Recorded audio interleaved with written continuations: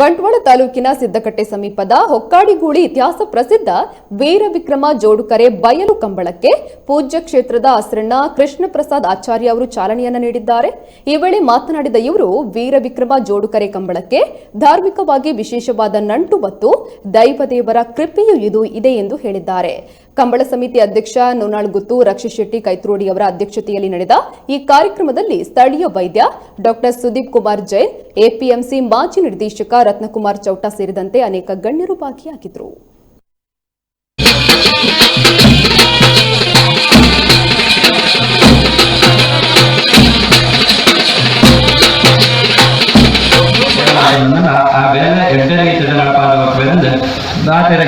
ವಿಚಾರಣೆ ಅಂಚನೆ ಇತಿಹಾಸ ಪ್ರಸಿದ್ಧವಾದ ಕಂಬಳ ದಾಯಗೊಂಡ ನಮ್ಮ ಒಂಜಿ ಉಳ್ಳಾದಿನ ಪುದರ್ದಿ ಒಂದು ಅಂಚನೆ ಗ್ರಾಮದ ದೈವಳ್ಳಿಯನ್ನು ಮಾತ ದುಂಬದಿ ಒಂದು ನಮ್ಮ ಈ ಜಾಗಡೆ ನಮ್ಮ ಕಂಬಳನ ಮಾತ ಮಲ್ತೊಂದಿಲ್ಲ ಇಡ್ದವ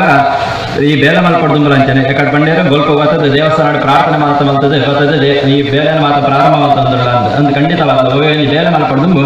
ಉಳ್ದ ಉಳ್ಳಾದಿನ ಕ್ಷೇತ್ರಕ್ಕೆ ಹೋದ ಪ್ರಾರ್ಥನೆ ಮಾಡ್ತಂಡ ಆ ಬೇಲೆ ಮಾತ ಹೊರಲೋಡು ದೇವರ ನಡಪಾದ ಹೋಗ್ತಾರೆ ಅಂಚ ನಂಬರ್ 4